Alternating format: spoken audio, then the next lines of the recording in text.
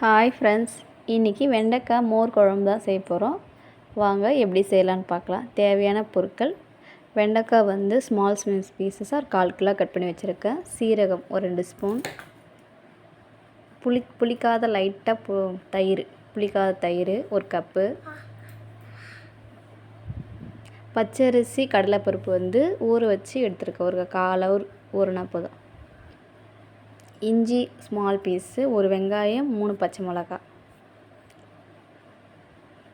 கொஞ்சமாக ஒரு மூடி தேங்காய் ஸ்மால் பீசஸாக கட் பண்ணி வச்சுருக்கேன். வாங்க இப்போது நம்ம பல்ஸ் மோட் போட்டு ஜாரில் அரைச்சிக்கலாம். தேவையான பொருட்கள் வாங்க போட்டுக்கலாம். தேங்காய் போட்டுக்கலாம், வெங்காயம், பச்சை மிளகாய், இஞ்சி, ஊற வச்சுருக்க பச்சரிசி கடலைப்பருப்பு, கொஞ்சமாக சீரகம். இப்போது நல்லா அரைச்சி எடுத்துக்கலாம், கொரகொரன்னு அரைச்சி எடுத்துக்கலாம். இப்போது கடாய் வச்சுக்கலாம். கடாய் சூடானதும் எண்ணெய் விட்டுக்கலாம்.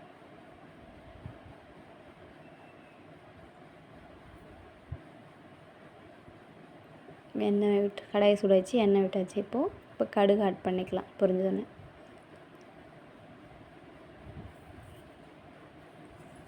நல்லா பொரிஞ்சிருச்சு. இப்போ வெண்டைக்காய் ஆட் பண்ணிக்கலாம். போடும்போது கொஞ்சம் தெரிச்சிருச்சு கை மேலெலாம். மஞ்சத்தூள் ஆட் பண்ணிக்கலாம். இப்போ நல்லா வதக்கி விடலாம் காயை.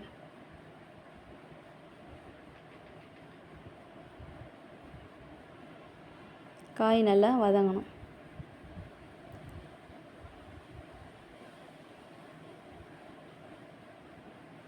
இந்த மாதிரி செஞ்சிங்கன்னா வெண்டைக்காய் மோர் குழம்பு கொஞ்சம் டேஸ்ட்டாக இருக்கும். உப்பு ஆட் பண்ணிக்கலாம் காய் வதங்கிறதுக்காக.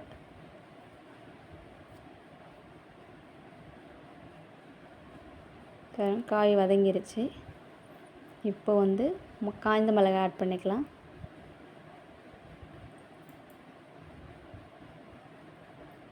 அதுலேயே நல்லா வதக்கி விடலாம் காய், காய்ந்த மிளகாலாம். இப்போ நான் அரைச்சி வச்ச பேஸ்ட் ஆட் பண்ணிக்கலாம்.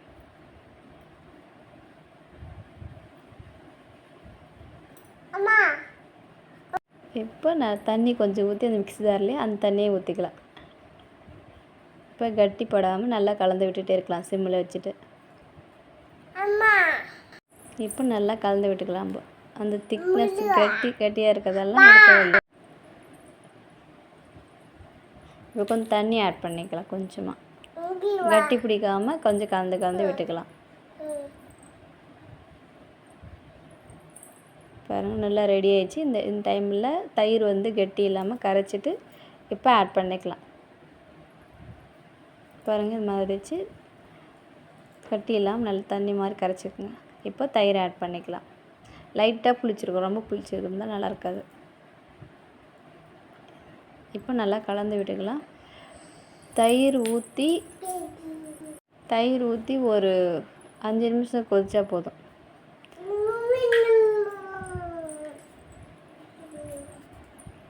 நல்லா 5 நிமிஷம் ஆயிடுச்சு. இப்போது